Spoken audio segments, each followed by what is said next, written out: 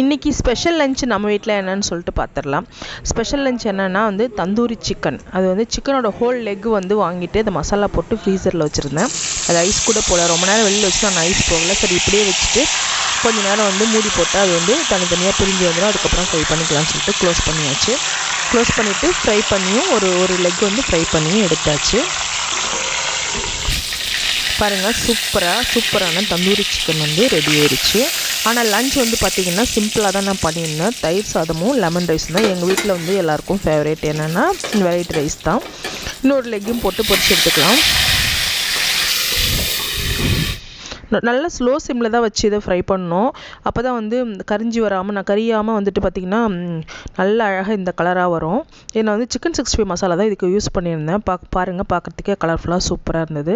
இந்த வீடியோ உங்களுக்கு பிடிச்சா சேனலை சப்ஸ்கிரைப் பண்ணுங்கள், லைக் பண்ணுங்கள், ஷேர் பண்ணுங்கள். தேங்க்ஸ் ஃபார் வாட்சிங்.